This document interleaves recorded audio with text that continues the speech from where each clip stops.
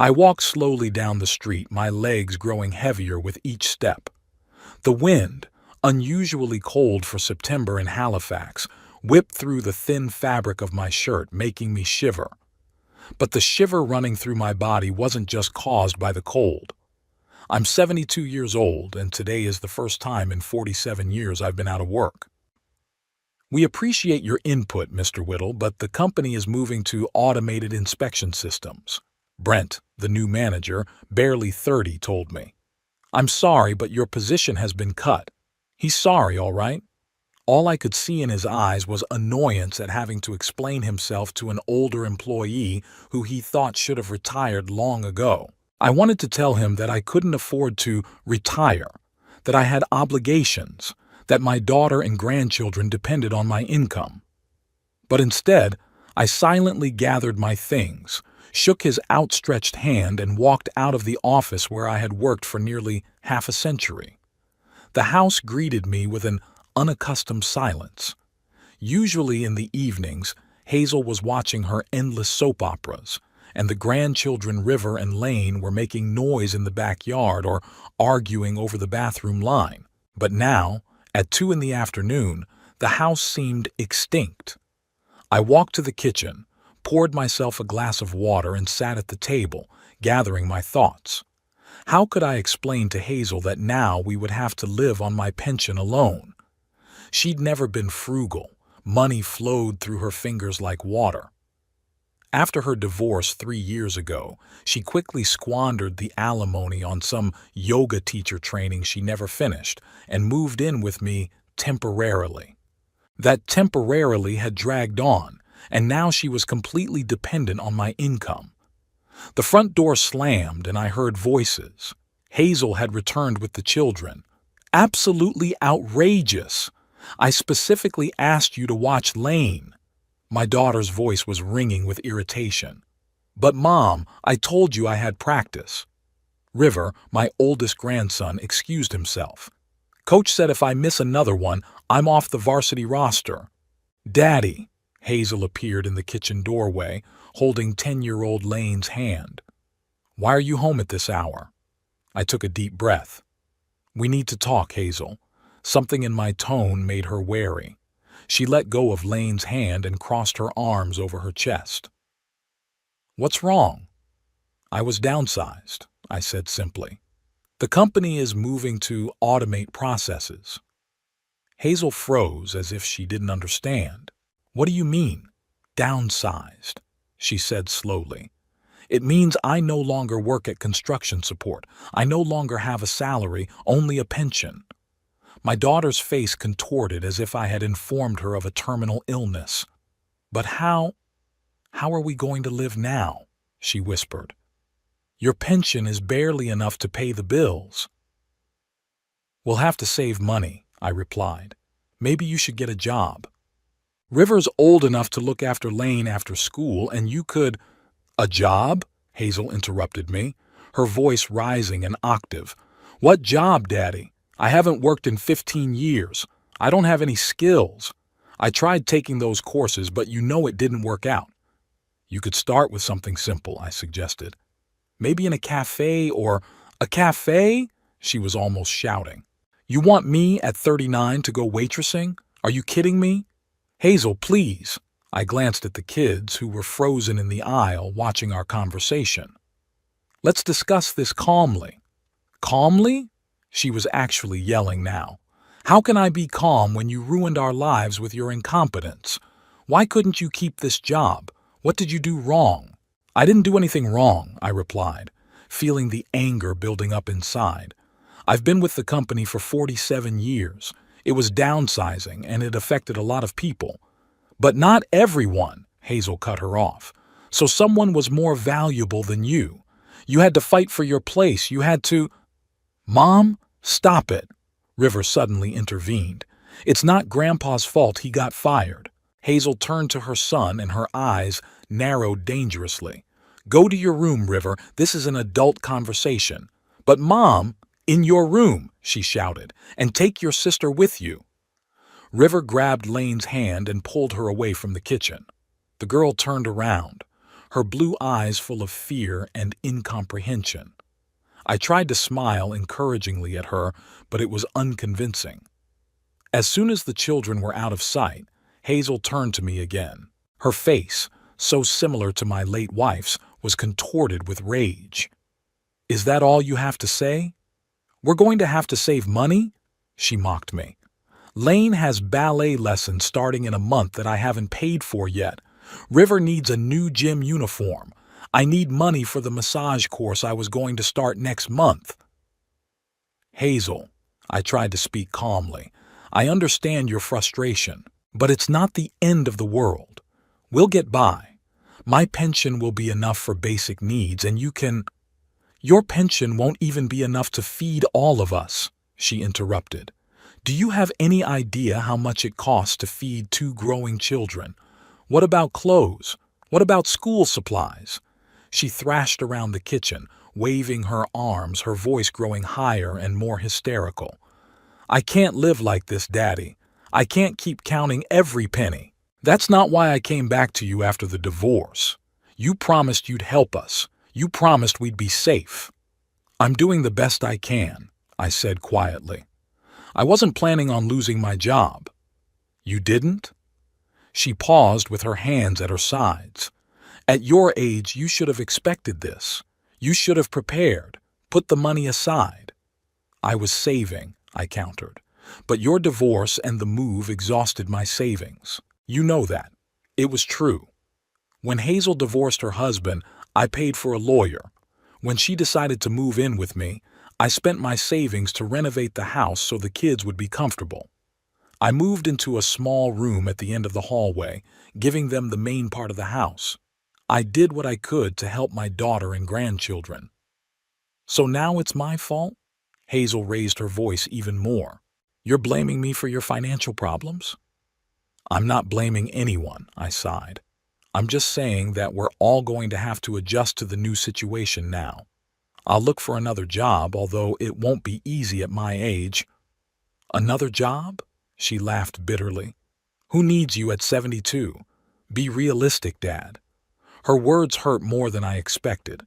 Did no one really need me? Was all my value only in the money I brought home?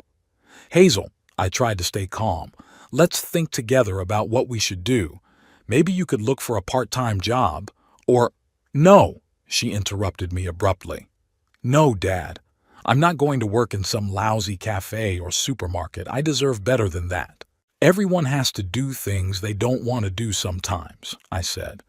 "For the sake of your children." Hazel stared at me as if I'd said something offensive. "Don't you dare tell me how to take care of my children," she hissed. "I've always put their interests ahead of mine, always, and you're just a selfish old man who only thinks about himself." It was so unfair it took my breath away. I've spent the last 3 years providing for her and the kids, denying myself everything from new clothes to medications my doctor prescribed that insurance wouldn't cover. "Hazel, you're wrong," I said quietly. "I've always put your interests ahead of mine, ever since you were a little girl." "Have you?" She puckered her lips. "Then why didn't you prepare for this day? Why didn't you set aside enough money so we could live decently even if you lost your job?" "Because all my savings went to you," I answered, feeling something inside me break. "For your divorce, for your housing, for your kids." "So now it's my fault?" Her voice trailed off into a scream. "You're the one who asked me to move in with you. You said you'd help me with the kids." "Yes, I did," I agreed. "And I don't regret it. But I can't create money out of thin air, Hazel. We all have to adapt." "I won't adjust to poverty," she cut me off. "I've been through this before when Grant left us. I won't let my children live in poverty again." "No one's talking about poverty," I countered. "We'll just have to be more frugal." "Frugal?" She laughed hysterically. "Do you realize that your pension isn't even a living wage for 4 people? We'll starve, Daddy." "Don't exaggerate." I was beginning to lose patience. "We can manage if we work together." "No." Hazel shook her head. "No, Dad. I'm not going to work together with you. I'm not going to sacrifice my life and my children's future because of your incompetence." She paused, took a deep breath as if making some kind of decision, and then said, "I think you should leave." I didn't immediately understand what she meant. "What? Leave, Dad? Move out? Find another place to live?" I stared at her, not believing my ears. "Hazel, this is my home. I've lived here for 40 years. So?" She shrugged. "This is where we live now, me and the kids. You can't provide for us anymore, so we don't need you." Her words hit me like a slap. I felt the blood drain from my face. "You're kicking me out of my own home?" "I'm just suggesting you find a place you can afford on your pension," she said calmly, even calculatingly. "And we'll keep this house. After all, the children need stability. They go to school here. They have friends here." "But it's my house," I repeated, still unable to comprehend what was happening. "I've been paying the mortgage for 30 years. My name is on the deed." "It's just a formality," Hazel said. "You can sign the house over to me. It's only fair after all I've been through." I looked at my daughter and didn't recognize her. Where had that little girl with the pigtails who used to come running to me with her broken knees and frustrations gone? When did she turn into this cold, calculating woman? "I won't sign over the house to you," I said firmly. "It's my only asset, my old age insurance." "So you're choosing a thing over the well-being of your grandchildren?" Her voice was high, hysterical again.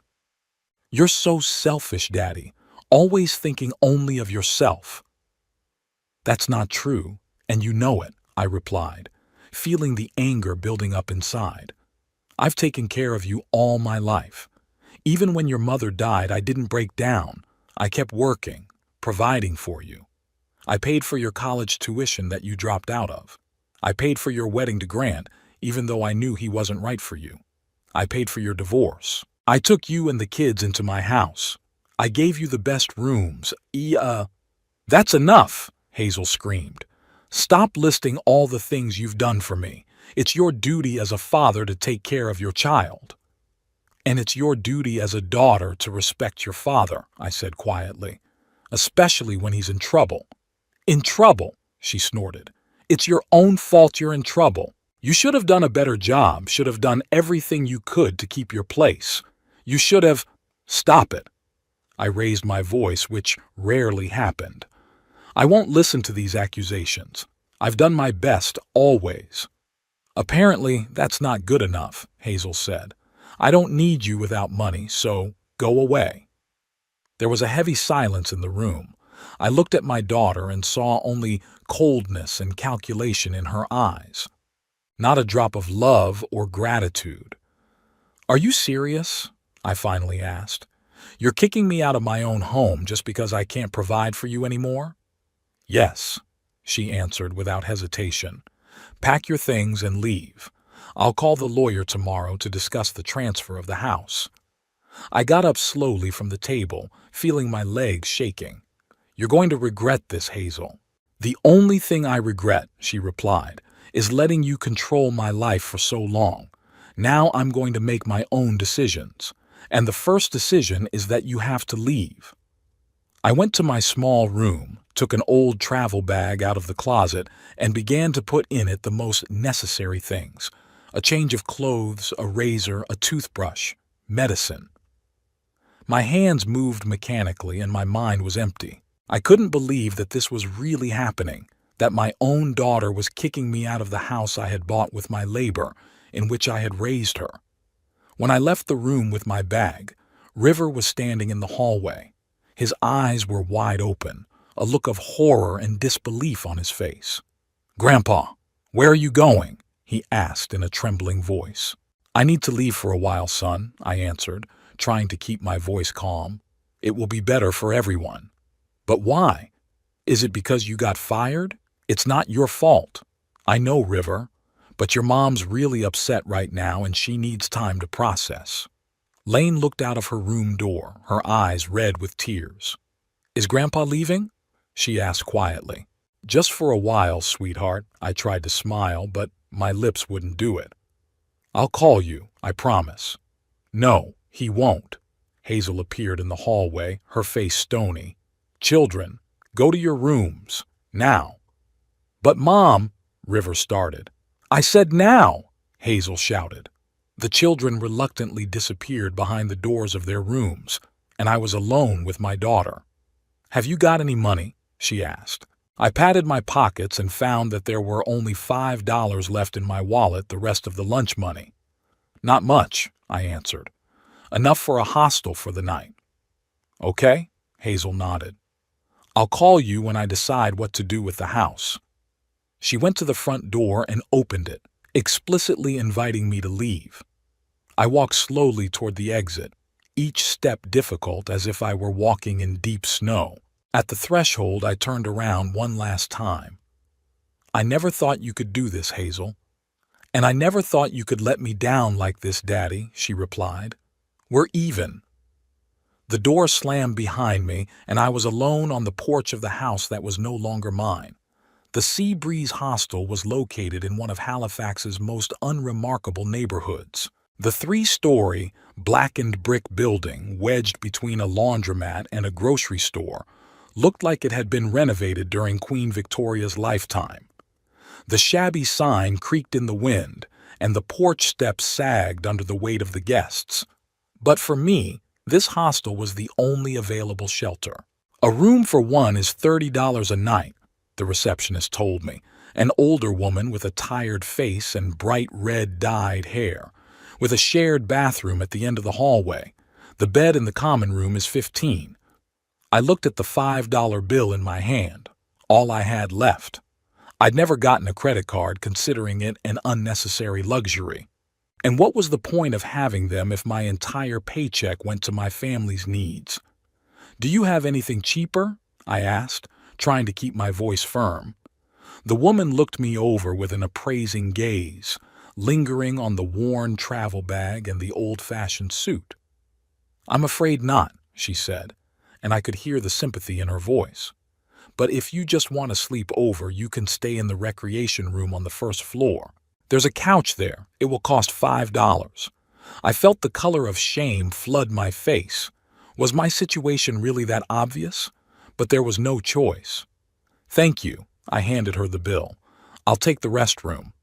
She nodded without asking for ID and handed me the key to the front door. The restroom is just down the hall, first door on the right. There's a kettle and microwave in there if you need to heat something up. I thanked her and headed in that direction. The lounge turned out to be a small room with a shabby sofa, a coffee table with old magazines on it, and a small TV on the wall. There was a refrigerator in the corner, a microwave, and an electric kettle next to it. Not a godsend, but a roof over my head. I sank down onto the couch, setting my bag next to me. Only now, in the silence of this faceless room, did the reality of what had happened begin to really hit me. My daughter had kicked me out of my own home. My Hazel, the one I'd raised, the one I'd cared for all these years, had kicked me out the door like a worthless thing. How had we gotten to this point? I closed my eyes and memories came over me like a tidal wave. Hazel at 5 with pigtails and a gap-toothed smile showing me her drawing. Hazel at 12 crying over her first unhappy love. Hazel at 18 receiving her high school diploma, her face shining with pride. And Hazel today, cold-eyed, saying, I don't need you without money. Where did I go wrong? When did my little girl turn into this selfish, calculating woman? Maybe after Eleanor died? My wife died 5 years ago of cancer. She was always gentler with her only daughter, smoothing over the rough edges when Hazel showed her temper. And me. I just kept working, providing for my family, believing that was my primary responsibility as a husband and father, or maybe it all started earlier when Hazel was a teenager. She always got what she wanted. New clothes, trips with friends, expensive birthday presents. Eleanor and I wanted her to have everything we didn't have when we were kids. But maybe instead of teaching her to appreciate what she has, we just accustomed her to taking without thinking about the cost. Or maybe it was her marriage to Grant. He was charming but irresponsible. promised her the gold mine, and left her with 2 kids in debt. Hazel was devastated, and I couldn't bear to see her suffer. I offered her to move in with me, took over taking care of her and the grandchildren. Maybe I'd done her a bare favor again by not letting her deal with her difficulties on her own. I sighed and opened my eyes. What was the point of looking for reasons now? The fact remains that I am a 72-year-old man, thrown out on the street by my own daughter with no money, no prospects, and 1 bag of belongings. What should I do next? You could try to find another job, but Hazel was right about one thing. Who needs me at my age? Construction companies prefer young, strong workers or those with up-to-date knowledge. My experience as an inspector on building sites won't interest anyone. I still have a pension, but it's barely enough to rent a cheap room and a modest meal. Winning back my house is out of the question. I have no money for lawyers, and I'm not ready to fight Hazel on my own. No matter what, she's my daughter. There was a quiet knock on the door, and I flinched. The receptionist stood on the doorstep with a tray on which a cup of tea and a sandwich were smoking. "I thought you might be hungry," she said, setting the tray on the coffee table. "We had a sandwich left over from dinner." "Thank you," I murmured, touched by this unexpected kindness. "You're very kind." "It's no big deal." She shrugged and added, "My name is Faye if you need anything." She left, leaving me with tea and a sandwich, which at that moment seemed like a real feast. I gratefully took the food, realizing I hadn't eaten since this morning. As I chewed my sandwich, my gaze fell on the television. It was off, but on the shelf beneath it was a stack of lottery tickets and a sign that read, "Try your luck. $1 per ticket. Contact the front desk." I grinned. The lottery. The last refuge of the desperate and the dreamers. How many times had I told Hazel it was a waste of money, that the chances of winning were slim to none? And now I'm looking at those tickets myself, and the traitorous thought flashes through my mind, what if... Nonsense. The lottery is a tax on those who can't calculate probabilities. My colleague Tim bought tickets every week, spending a significant portion of his salary on them. And so what? In 30 years, he's never won anything larger than $50. And yet, what have I got to lose? I have no money, no home, no future, just $1 for a chance to dream for a minute. I finished my tea, wiped my hands with a napkin, and headed for the front desk. Faye was sitting there, leafing through a magazine. "I need a lottery ticket," I said, feeling a little silly. "Sure." She smiled and pulled a stack of tickets out of a drawer. "Which one do you want?" "We have the Lucky 7, the Dream Jackpot, and the Golden Cush." "What's the most—" I was going to ask what's the cheapest, but I suddenly changed my mind. "What's the biggest jackpot right now?" "Oh, it's Golden Cush," Faye replied. "The jackpot right now is $5 million. No one's won in 4 months. $5 million. A sum that could change my whole life. With that kind of money, I could buy a new house, secure my grandchildren's future, travel, not worry about tomorrow." "I'll take the Golden Cush," I said, pulling out $1. Faye handed me the ticket and I examined it carefully. It was a simple piece of paper with numbers printed on it, but it held a lot of promise. "The drawing is tonight at 10 o'clock, Faye said. "You can watch it on the TV in the break room." I thanked her and returned to the couch, clutching the lottery ticket in my hand. Not that I seriously expected to win, but the very act of buying the ticket gave me a strange sense of control. In a world where everything was falling apart, I had made a choice, even if it was such a small one. I decided to lie down, feeling the fatigue come in waves. The events of the day had worn me down physically and emotionally. Placing my bag under my head instead of a pillow, I closed my eyes, clutching the lottery ticket in my hand like a talisman. Sleep came surprisingly quickly, and I dreamed of Eleanor. She was standing in our garden among her favorite roses and smiling at me with that special smile I loved so much. "It's going to be all right, Ebner," she was saying. "You're stronger than you think." I woke up to the sound of the TV on.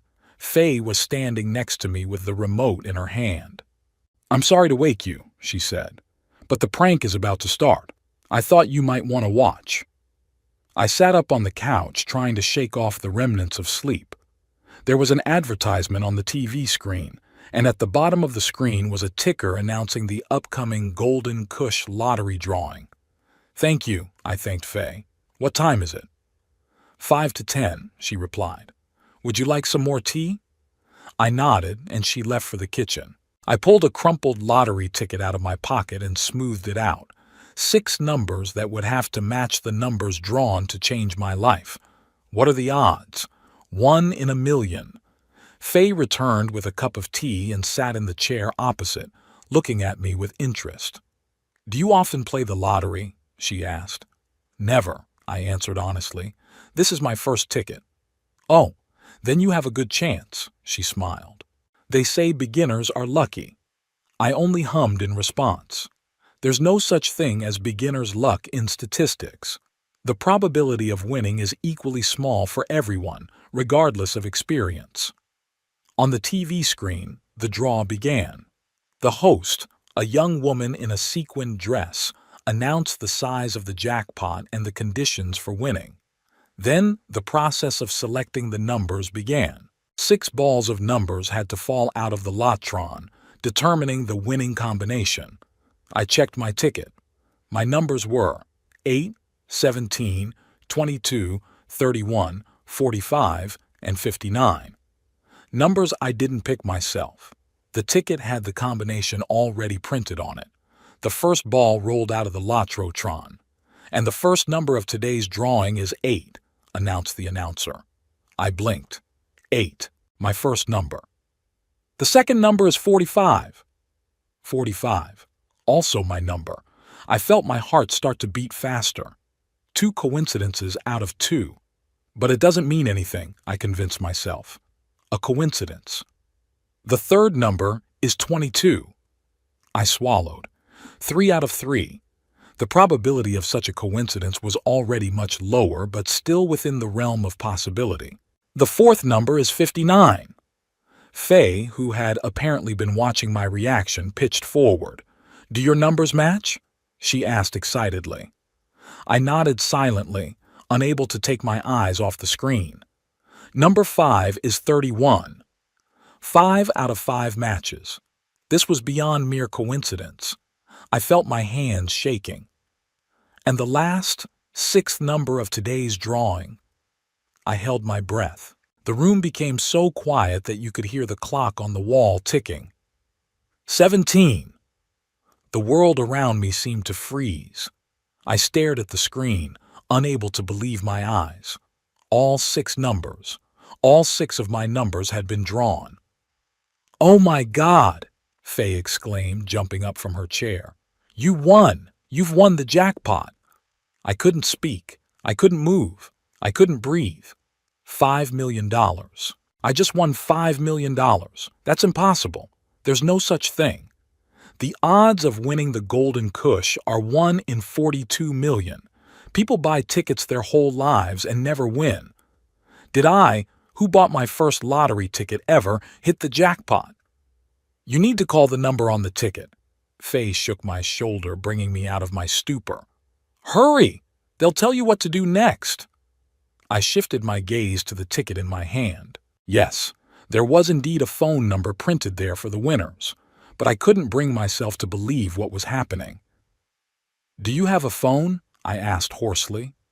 "Of course." Faye pulled her cell phone out of her pocket. "Here you go."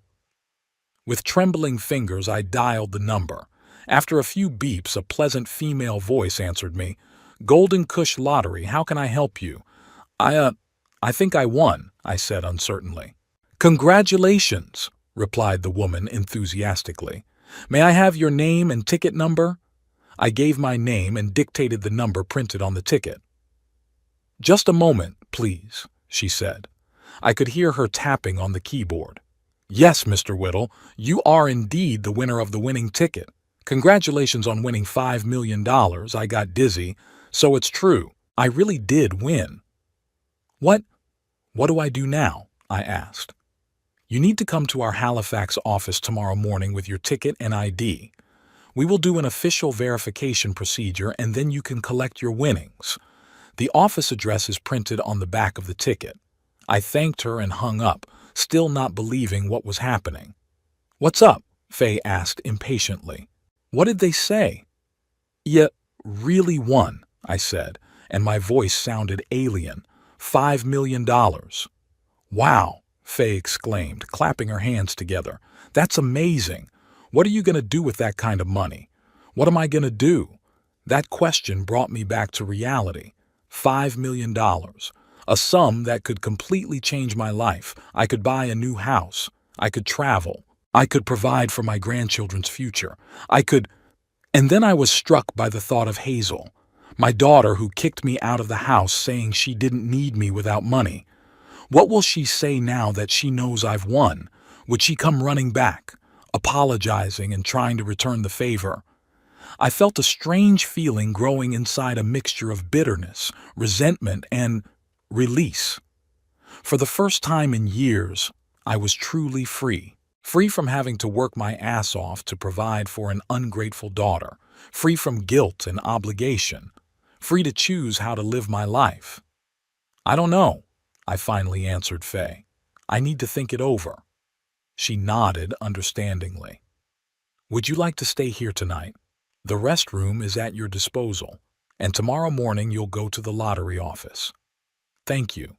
I was grateful for her kindness. I'd like to stay. Good night then, lucky you. She smiled and left the room, leaving me alone with my thoughts. I leaned back on the couch again, clutching the now priceless lottery ticket in my hand. $5 million. Yesterday, that amount would have seemed unimaginable, unattainable. But today it was a reality. What will I do with my new life? Where will I go? What will I do with this money? For the first time in a long time, I had a choice. A real choice, not limited by obligations to other people. And it was both frightening and exciting. I closed my eyes and tried to visualize my future life. It was hazy, uncertain. But there was no room for Hazel and her manipulations. I wasn't going to let her use me again. With that thought, I drifted back into sleep, but this time it was restless, filled with strange images and numbers dancing before my eyes. $5 million. A new life. New opportunities. A new me. The morning began with a rush. Faye brought me a cup of strong coffee and a fresh bun, then insisted on driving me personally to the lottery office. I can't miss a moment like this, she said, smiling. It's not every day my guest turns into a millionaire.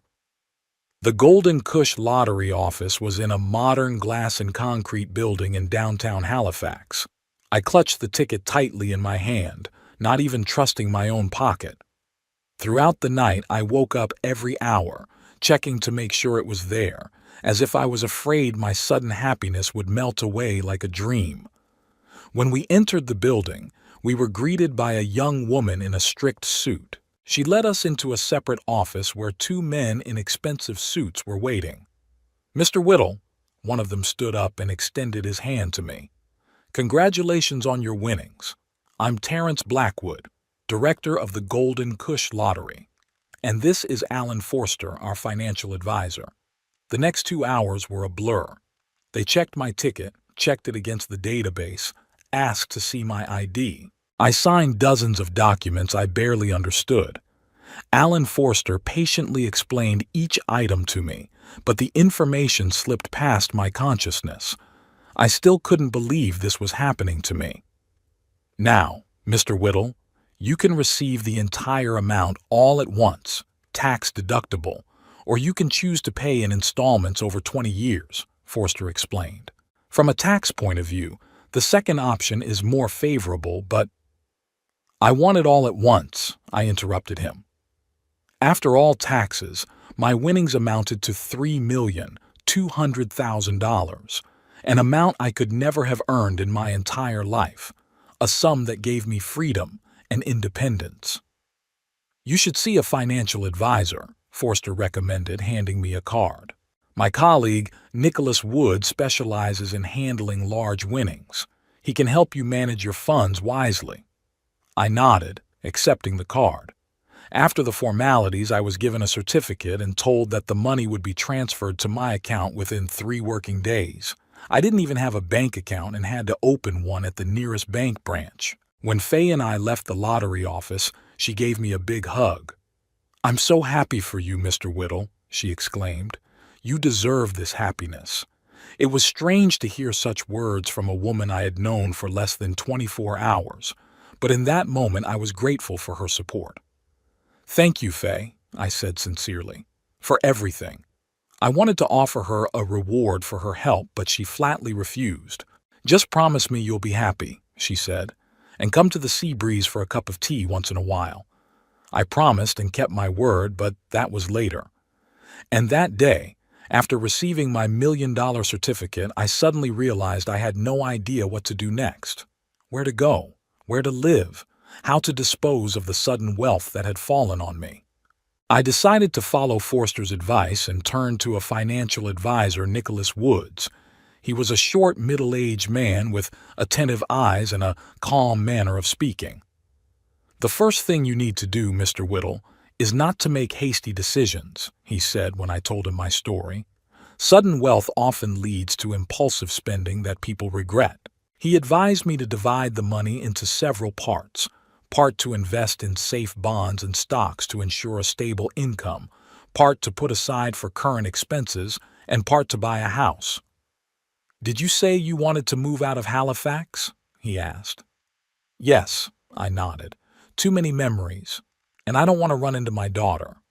"I understand." He nodded sympathetically. "There are real estate options in the suburbs or small towns along the coast. The prices are much lower than in Halifax, and the quality of life is sometimes even better." We talked for several hours discussing various investment strategies and housing options. At the end of the meeting, I felt much more confident.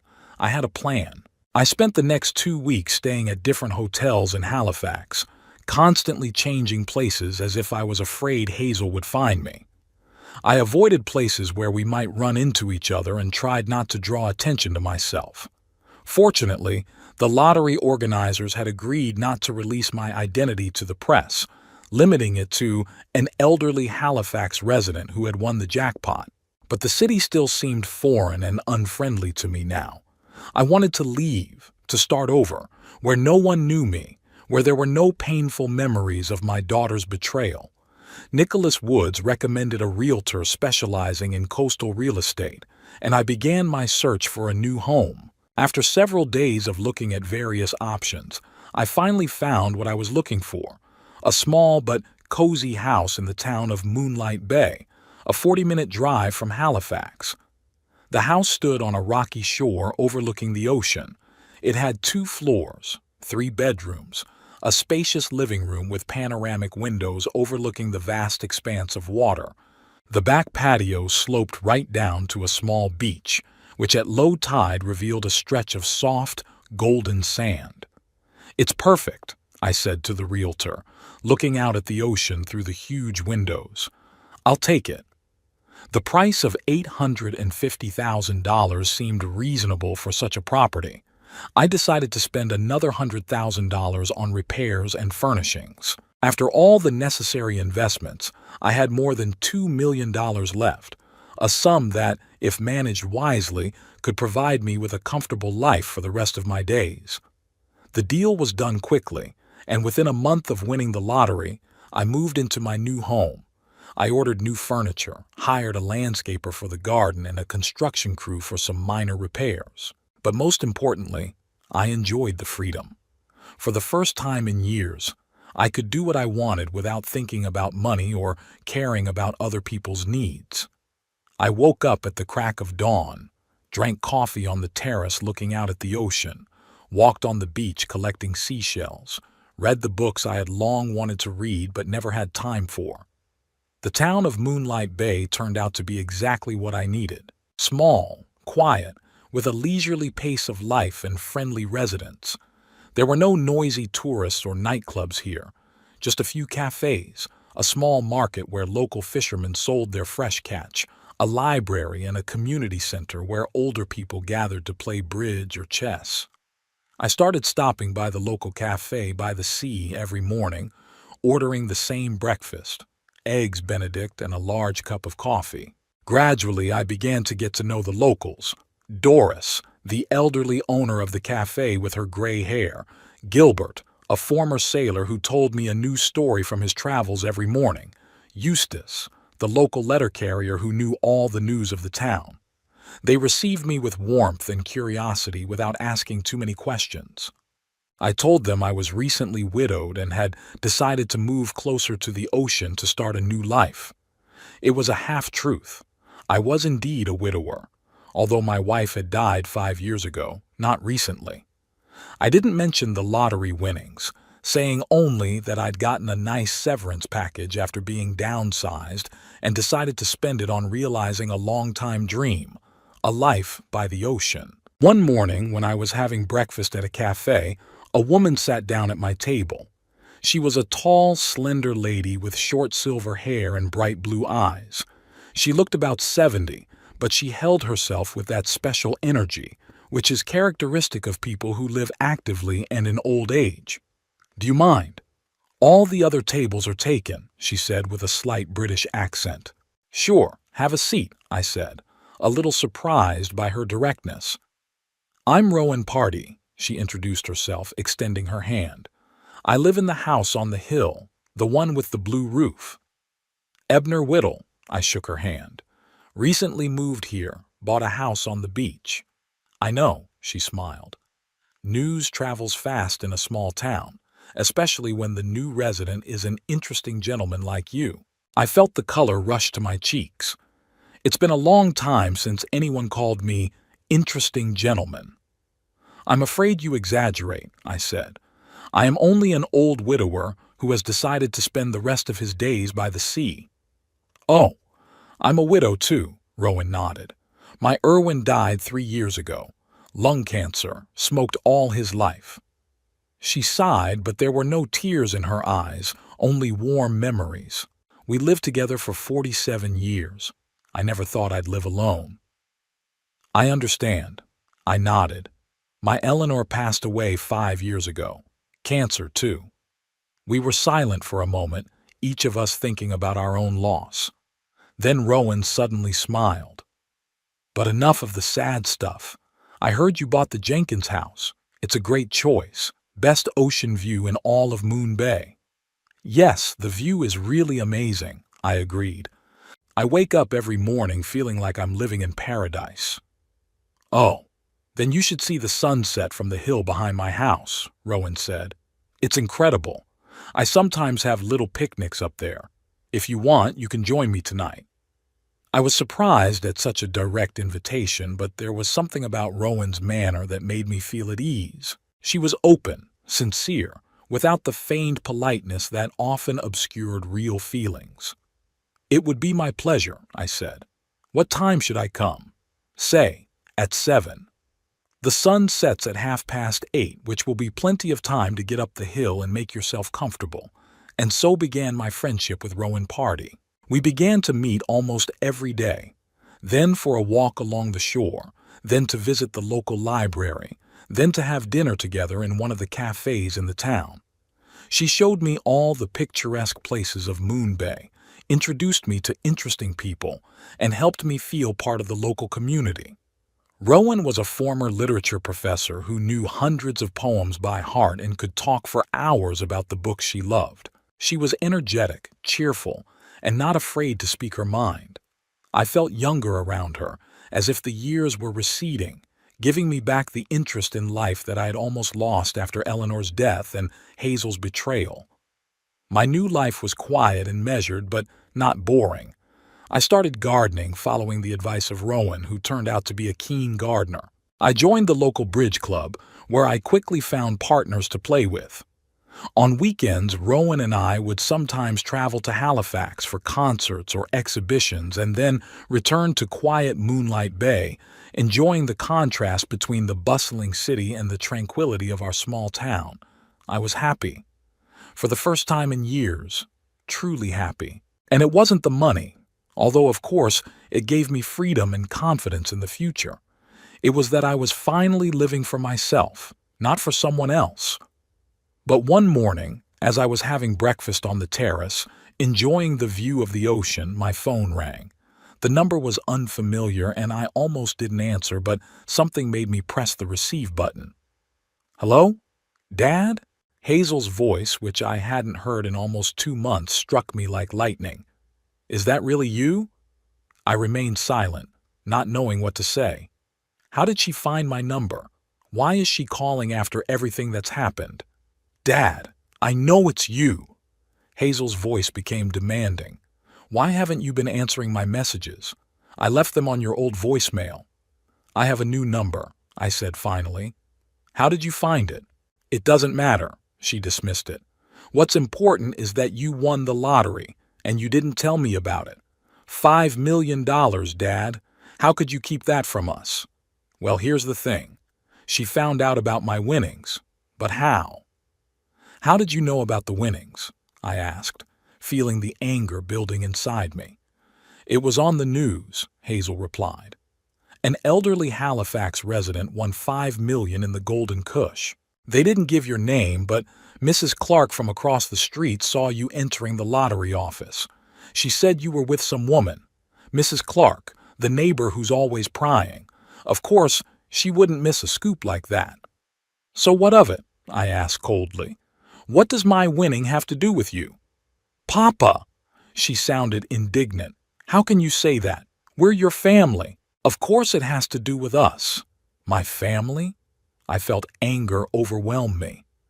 The same family that kicked me out of my own home when I lost my job. The same daughter who said she didn't need me without money. Dad, you've got it all wrong. Hazel's voice softened, almost pleading. I was upset, scared. You know how scared I am of being broke after what happened to Grant. I didn't mean to offend you, I just didn't mean it well. Unfortunate? I grinned bitterly. You kicked me out the door with one bag of stuff. It wasn't an unfortunate expression, Hazel. It was a conscious choice. I made a mistake, Daddy. She was really crying now, or skillfully imitating crying. I'm so sorry, we all miss you. The kids keep asking when you're coming back. I'm not coming back, I said firmly. I have a new home now, a new life. A new home? There was a new demanding tone in her voice. You bought a house. Where? How much did it cost? It's none of your business, Hazel. But, Daddy, what about us? You have to help us. River's got school problems, Lane needs to pay for dental work, and I haven't been able to get a job. Of course she couldn't. She didn't even try.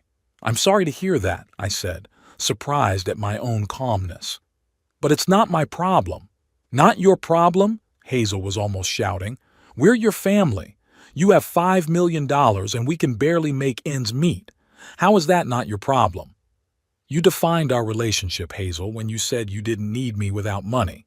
Now I have money, but I don't need you. There was silence on the other end of the line. Then Hazel spoke, and her voice was icy. You can't do this to us. We're entitled to some of that money. No, you don't, I replied, and I advise you not to call me again. We will come to you, she exclaimed. Tell us where you live. Goodbye, Hazel. I pressed the end button of the call and took a deep breath. I knew this wasn't the end. Hazel isn't the type to give up easily, especially when it comes to money. She'd look for me, try to find out where I lived, maybe even hire a lawyer to challenge my winnings. But I was prepared for that. I had a house protected by a good security system. I had a lawyer who assured me that Hazel had no rights to my money. I had a new life with no room for her manipulation and selfishness. The phone rang again, Hazel's, of course. I turned it off and went to the garden where I was growing roses, Eleanor's favorite flowers. Rowan was due later. We had planned a walk along the beach and a picnic. The thought of Rowan made me smile. Our friendship had grown into something more over the past few weeks, though neither of us had yet dared to call it a relationship. We were just two older people enjoying each other's company, finding solace in conversation, laughter, shared interests. But Hazel's call reminded me that the past isn't always easy to leave behind. Sometimes it comes back, demanding attention, trying to pull you back into old patterns and conflicts. I'm not going to let that happen. Not this time. I will protect my new life, my right to happiness, my right to choose who I want to share it with. The phone in the house rang again, but I didn't even turn around. Instead, I continued working in the garden, preparing to meet Rowan and thinking about what a wonderful day we had ahead of us. I stood at the window of my living room watching the waves crash against the coastal rocks. The weather was inclement today, with heavy gray clouds hanging over the ocean, the wind bending the tops of the pine trees in the garden, and the rain increasing and then almost stopping, as if it couldn't decide whether it wanted to come in earnest or just tease the earth. The weather didn't spoil my mood, though. During those 3 months of living in Moon Bay, I had grown to love both sunny days and stormy days, each beautiful in its own way when viewed from a warm, cozy home. My home has indeed become cozy. I spent a lot of time arranging it to my liking: warm colors in the interior, comfortable furniture, bookshelves filled with my favorite volumes, a collection of vinyl records that I started to collect again after I left my old collection in Halifax. On the walls were reproductions of paintings Eleanor and I loved. In the garden were roses she adored. There was nothing of my past life with Hazel here, nothing to remind me of those difficult years after my wife's death. It was completely mine, a new world. The phone calls from my daughter became less frequent, but they didn't stop altogether. She called once a week, sometimes twice, each time changing tactics. She threatened to sue, begged for help, and tried to evoke pity by telling me about the difficulties children face. I listened to her, answered shortly and dryly, but did not give in to manipulation. Gradually, I learned to see through her, to notice the false notes in her voice, to recognize the lies behind the veil of beautiful words. The doorbell rang, snapping me out of my musings. It was strange. I wasn't expecting anyone. Rowan wasn't due until tonight. We planned to make dinner and watch the movie she was so eager to show me. I went to the door and opened it without looking through the peephole. I was surprised. There was Hazel standing on the doorstep. Behind her, a little behind her, River and Lane were shuffling from foot to foot. All 3 of them were soaking wet from the rain, which had now picked up again. "Daddy," Hazel smiled, but the smile didn't touch her eyes. "We finally found you." I was silent, unable to utter a word from the shock. How did they know where I lived? I never told anyone my address except my lawyer and financial advisor, and they are bound by professional ethics. "Aren't you going to invite us in?" Hazel's voice became a little more insistent. "We're soaked and the kids are freezing." I looked at the grandchildren. River, almost a teenager, stood with his eyes down, clearly embarrassed by the situation. Lane, with her hair wet from the rain, looked confused and frightened. Of course, I stepped aside, letting them into the house. "Come on in." They walked into the hallway, leaving wet footprints on the wooden floor. Hazel looked around with poorly concealed surprise and envy. Yes, it was envy in her eyes when she saw the spacious living room with panoramic windows overlooking the ocean. "What a beautiful house," she said, trying to keep her voice casual. "It must have cost a fortune." I didn't respond to that transparent innuendo, instead turning to my grandchildren. "River, Lane, it's good to see you. You must be soaked. There are clean towels in the bathroom so you can dry off." "Thank you, Grandpa," River replied quietly, the first to break the awkward silence. I showed them to the bathroom, and then went back to the living room where Hazel was already comfortably seated on the couch, as if this wasn't the first time she'd been here. "So," I said, sitting down across from her, "how did you find me?" Hazel shrugged as if it were nothing. "I hired a private investigator. He tracked down a real estate purchase in your name. It's not that hard if you know what to look for." A private investigator. Of course, I should have seen this coming. Hazel was always persistent when it came to her interests. "And why did you come here?" I asked her bluntly. "Daddy," she stepped forward, her face taking on an expression of genuine concern that I now recognized as fake. "We were worried about you. You disappeared without a word, without leaving an address. The children miss you. I miss you." "You do?" I couldn't hide the skepticism in my voice. "Did you miss me? Or my money?" Hazel's face contorted with anger for a moment, but she quickly pulled herself together. "How can you say that? Of course I missed you. You're my father. The same father you kicked out of his own house, saying you didn't need me without money?" "I already explained that I was upset." Her voice became pleading. "I didn't mean to say that. You have to understand how scared I was at the thought of us being destitute." At that moment, River and Lane came back into the living room, dry and a little happier. "Grandpa, your house is so nice," Lane exclaimed, running up to me. "Can I see what's outside?" "It's raining right now, honey," I said, stroking her head. "But when it's over, we'll take a walk on the beach. There are a lot of interesting shells there." "Really?" Her eyes lit up. "I love seashells. I have a whole collection at home." "And I have a collection here too," I smiled. "Would you like to see it?" Lane nodded vigorously, and I led her to the glass case in the corner of the living room where I kept the sea treasures I'd found on my walks on the beach.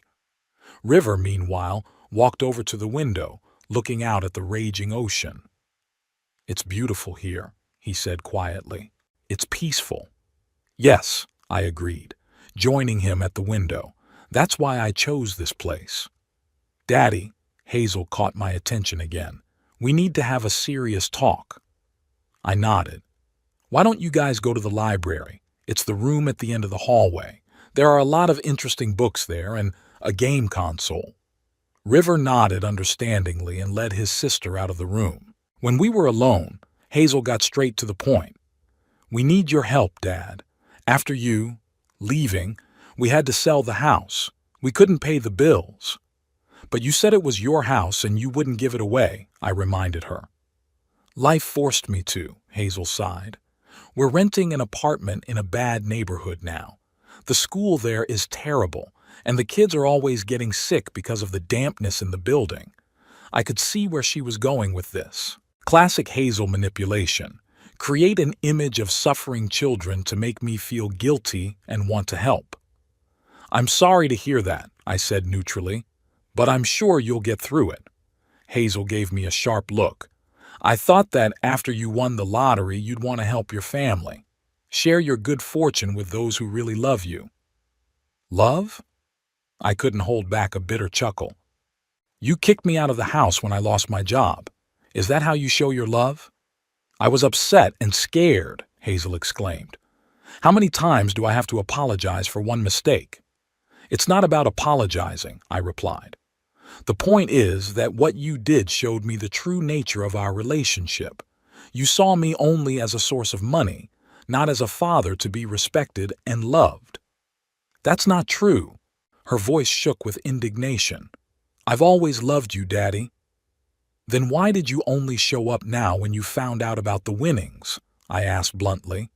"Why didn't you come earlier, just to see how I was, where I was, if I was okay?" Hazel was silent for a moment, clearly unprepared for such a question. I didn't know where you were," she mumbled. "You didn't leave an address." "But you found me when you wanted to," I pointed out. "When you realized I had money you could use." "That's not fair, Daddy," she exclaimed. "You're judging me too harshly." "I just see the truth, Hazel," I answered calmly. "And the truth is that I won't finance your life anymore. Not under any circumstances. What has happened between us has opened my eyes to the true nature of our relationship. You're not a daughter who loves her father. You're a grown woman who uses kinship for her own gain." Hazel's face contorted with anger. "After all I've done for you? I took care of you after Mom died. I cooked, cleaned, washed your clothes." "No, Hazel," I shook my head. "I took care of you. I paid your bills, your food, your clothes. I took you and the children into my home when you divorced Grant. I gave you the best rooms, moving into a hovel myself. And when I lost my job, You threw me out like a piece of junk. But you can help me now, she exclaimed. You have $5 million. Can't you share it with your own daughter and grandchildren? I told you, I'm not going to finance your life anymore, I repeated firmly. I'll be a grandfather to Rivera and Lane if you'll let me. But no more than that. So that's how it is. Her voice became cold, calculating. You win the lottery, and you think you can just throw us out of your life? Forget your responsibilities to your family? My responsibilities? I felt the anger rising up inside me again. What about your responsibilities, Hazel? Your duty to honor your father, to take care of him in his old age, to be grateful for all he's done for you. Where were those responsibilities when you were kicking me out the door? Hazel stood up, her face contorted with rage. Fine, she hissed. If you want us out of your life so badly, we'll go. But don't think you'll ever see your grandchildren again. I'll make sure they forget they even had a grandfather. Are you using the children as a weapon against me? I asked, feeling my heart clench. That's low even for you, Hazel. I'm protecting my children from a selfish old man who only thinks about himself, she shouted. A man who is willing to leave them in poverty while he lives in luxury. At that moment, River appeared in the doorway of the living room. It was evident from his face that he had heard part of our conversation. Mom, he said quietly but firmly, you don't have to threaten Grandpa. Hazel turned to her son, her face softened, but anger still burned in her eyes. River, honey, this is an adult conversation. Please go back to the library. No, he shook his head. I heard what you said. You want to forbid us from seeing Grandpa. It's not right. River, her voice turned warning, I'm your mother and I decide what's right and what's wrong. But you're wrong, River insisted. Grandfather has always been good to us. He doesn't deserve to be treated this way. I was touched by my grandson's words, but at the same time, I didn't want him to be caught between two fires. River, I said softly, thank you for your support. But your mom's right about one thing. This is really a conversation between adults. Why don't you go over to Lane's? She's probably bored alone. River hesitated, looking at me and his mother. Then he nodded reluctantly and left the room. You're already turning my son against me, Hazel hissed. I didn't do anything like that, I objected. River is old enough to have his own opinion. He's 14, she exclaimed. He's a child who doesn't know what he's talking about. Hazel stepped closer, her eyes narrowing. I won't let you destroy my family, she said quietly, but threateningly. You'll regret refusing to help us. You will. With those words, she turned and walked out of the living room. I heard her calling for the kids, Lane protesting that she wanted to stay, River saying something quietly to her. Then the front door slammed and there was silence. I walked over to the window. The rain was still pouring, but Hazel was walking determinedly toward the rental car, dragging a stubborn Lane behind her. River walked beside her with his head down. It pained me to see my grandchildren in this situation, but I knew I couldn't let Hazel manipulate me again, not even for the sake of the kids. The car drove away and I was alone in my house, feeling a strange mixture of relief and bitterness. I had made the right choice, protecting my new life from my daughter's toxic influence. But the price of that choice, the possible loss of connection with my grandchildren, was high. The phone rang, snapping me out of my reverie. It was Rowan, calling to see if our evening plans were canceled due to the weather. Her voice, warm and caring, reminded me that I wasn't alone, that there were people in my life who valued me not for my money, but for who I was.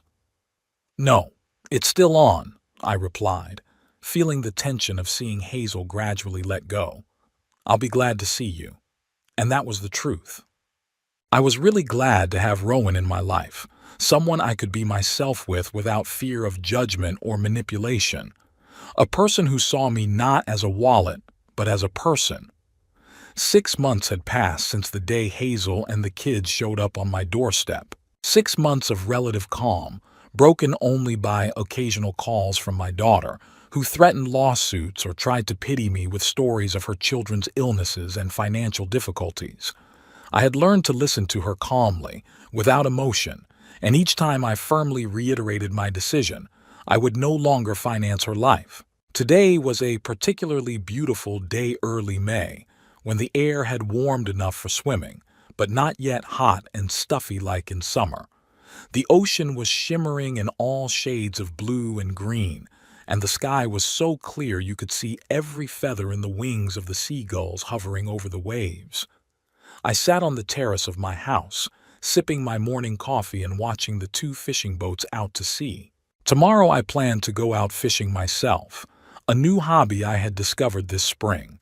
A local fisherman, Douglas Thorne, taught me the basics and even lent me his old equipment until I could buy my own. "What of you?" Rowan's voice made me turn around. She was standing in the patio doorway holding a tray of freshly baked scones. "No wonder you always wake up smiling." I smiled at her, feeling my heart fill with warmth. Rowan had become an integral part of my life. What started out as a friendship between 2 lonely widowers has slowly grown into something much deeper and more meaningful. 2 months ago, she moved in with me. We decided that at our age, there was no point in wasting time on convention. We loved each other, we were good together, so why not live under the same roof? "There's a letter for you," Rowan said, handing me an envelope. It was from Rivera, according to the handwriting. I took the envelope, feeling my heart clench with excitement. River had been writing to me regularly, about every 2 weeks, since Hazel had forbidden the kids from calling me. My grandson had shown amazing ingenuity for his age, finding a way to keep in touch despite his mother's prohibition. "What's he writing?" Rowan asked, sitting down next to me and pouring coffee. I opened the envelope carefully and unfolded a piece of paper written in neat teenage handwriting. "Dear Grandpa, we're doing well. Mom got a job at the insurance company and we moved into a better apartment. Lane went to dance like she always dreamed of, and now she shows us new moves every night. I started playing on the school basketball team. We even won the district tournament. Mom still gets mad when anyone mentions you, but I think she's calmed down a bit. At least she doesn't say you abandoned us or betrayed us anymore. Just keeps quiet if I ask about you. Lane sends her regards and says she misses your stories about the sea. She drew you with a mermaid. That's Rowan." I explained to her that she's your friend. "I'll attach the drawing to the next letter. Right now it's hanging over Lane's bed and Mom hasn't noticed yet. I took your advice and started journaling. It really helps to sort out my thoughts. Thank you." Chuckles. "I hope you're doing well. Vacation is coming up and maybe I can talk my mom into letting me go to your place for a couple days. She said she'd think about it. Your grandson, River." I felt my eyes fill with tears. This boy, this amazing young man, understood the situation far more deeply than one would expect from a 14-year-old. He didn't blame me, didn't demand explanations, just accepted things as they were and tried to keep us connected no matter what. "Good news?" Rowan asked, noticing my excitement. "Yes," I handed her the letter. "They're doing well, and I think Hazel is starting to thaw." Rowan read the letter and smiled. "That River is an amazing boy. Such maturity at his age." "Yes," I agreed. "Sometimes I think he's wiser than his mother." Rowan put her hand on mine. "You miss them, don't you?" "Every day," I admitted. "Especially the children. I never wanted to break the bond with them. I just couldn't let Hazel keep manipulating me." "I understand," Rowan nodded. "And judging by the letter, your firmness has paid off. Hazel found a job, became independent. Maybe now your relationship could be on a healthier footing." "Maybe." I wasn't as optimistic as Rowan, but there was still hope in my heart. Time would tell. We had breakfast on the terrace, enjoying the morning sun and the freshness of the sea air. Rowan talked about her plans for the garden. She had decided to plant a small vegetable garden in the far corner of the property, where it was particularly sunny. Imagine your own tomatoes and herbs. Her eyes shone with enthusiasm. And maybe even pumpkins for the fall. I listened to her, smiling. Rowan always knew how to find joy in the simple things, in everyday chores and small projects. This quality, which I especially appreciated in her, helped me to see the beauty in the ordinary, not to dwell on past hurts and disappointments. After breakfast, we went for a walk on the beach, our daily ritual which we observed in any weather. Today, the sand was warm under our bare feet, and the waves licked the shore affectionately, leaving whimsical patterns of seaweed and small shells. "Look!" Rowan bent down and picked up something from the sand. "Sea glass, my favorite." She handed me a piece of glass, polished by the waves to the smoothness of silk. Pale blue, almost transparent, it seemed to hold a piece of the sky. "For your collection," Rowan smiled, placing the glass in my palm. I thanked her with a kiss. Moments like this, filled with quiet joy and tenderness, were the foundation of our life together. No dramas, no manipulation, just mutual respect and care. In the evening, as we sat on the terrace watching the sunset, my phone rang. The number was unfamiliar, and I almost didn't answer, but something made me press the receive button. "Hello? Grandpa?" Rivera's voice sounded muffled, like he was speaking with his hand covering the receiver. "It's me, River." I couldn't hide my joy. "How are you? Where are you?" "I'm fine," he answered. "I'm calling from school. We're on break, and I thought, well, I've been wanting to hear your voice for a long time." "I'm really glad you called," I said sincerely. "I got your letter this morning." "You did?" I could hear the relief in his voice. "I was afraid it would get lost. Mom checks the mail sometimes." "It's okay. It got here," I assured him. "How's Lane? How's your basketball team?" We talked for only a few minutes. River was afraid he'd be caught making a restricted call, but even that short conversation was enough to fill my heart with warmth. My grandson hadn't forgotten me, hadn't turned away, despite Hazel's best efforts to turn the kids against me. "I asked Mom about the vacation," River said before saying goodbye. "She said she'd think about it, but I'm still coming, even if I have to run away." "Don't do anything stupid, River," I warned him. "Your mother has the right to decide who you spend your time with. If she says no, we'll find another way to see each other. Maybe I'll come to Halifax for a day." "Really?" He sounded so hopeful it made my heart sink. "That would be great." After talking to Rivera, I told Rowan about his call and the possible trip to Halifax. "Are you really ready to go back there?" she asked with concern. "After everything that's happened?" "For the sake of the grandchildren, yes," I replied. "I won't let Hazel keep me from them just because I don't want to give her money." Rowan nodded understandingly. "I'll come with you if you want, for moral support." I was touched by her offer. Rowan knew the whole history of my relationship with Hazel, knew how painful it had been for me to confront my own daughter. And the fact that she was willing to support me in this situation spoke to the depth of her feelings. "Thank you," I squeezed her hand. "But I think I should go alone first. The meeting with Hazel is going to be stressful enough as it is, and Rowan showing up could only complicate things." "I understand," she smiled. "Just know that I'm always here for you if you need me." The next few days passed in the usual routine. I worked in the garden, helping Rowan with her gardening project.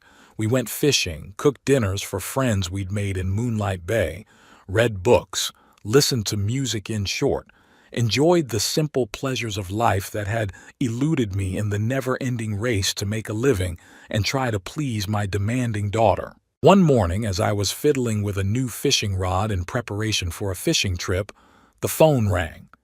Hazel's number popped up on the screen, and I braced myself for another unpleasant conversation.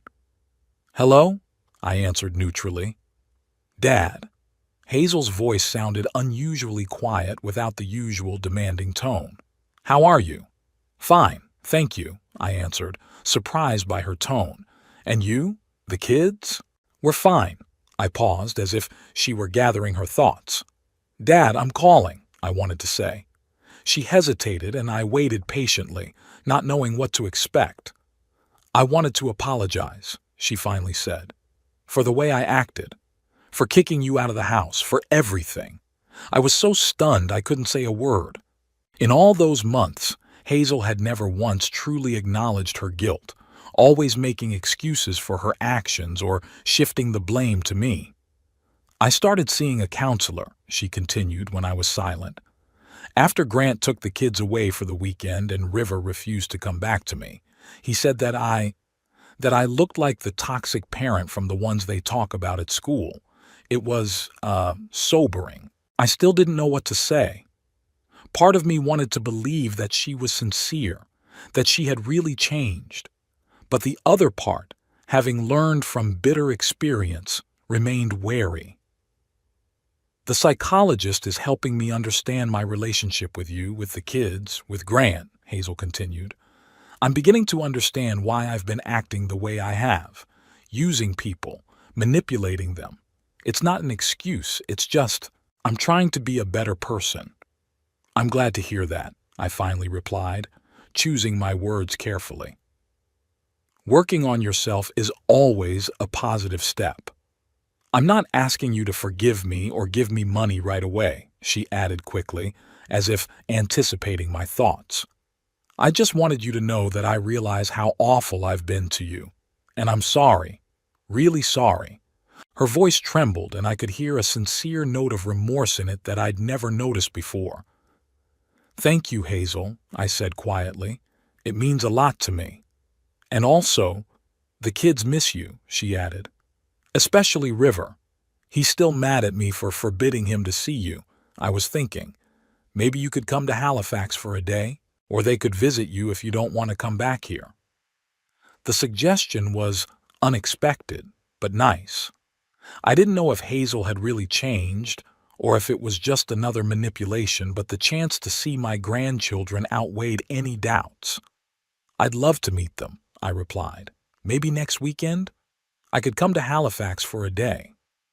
That would be wonderful, I could hear the relief in her voice. The kids would be so excited. I'd love to see you too, Dad. We agreed on the details of the meeting and I hung up the phone, feeling a strange mix of emotions. Hope that Hazel was really changing, disbelief based on past experience, and joy at the impending meeting with my grandchildren. Rowan listened to my account of the call with a thoughtful expression on her face. What do you think? I asked her. Could she really have changed? People change, Rowan answered cautiously, especially when faced with the consequences of their actions. If River really did refuse to live with her, it could have been a big change of heart. But you're not sure, I pointed out. I'm just advising caution, she smiled softly. Don't open up completely right away. Let her prove by deeds that her change of heart is genuine. I nodded, agreeing with the wisdom of her words. Whether Hazel changed or not, I wasn't going to go back to the old relationship model where I sacrificed everything for her comfort. I had created a new life, found a new happiness, and I wasn't about to give that up. In the evening, Rowan and I sat on the beach watching the sunset. The waves rustled softly on the sand. Seagulls circled the water, searching for their last catch before dark. A light breeze brought the smell of salt and seaweed mixed with the scent of roses blooming in our garden. What are you thinking about? Rowan asked, noticing my thoughtfulness. About life, I answered.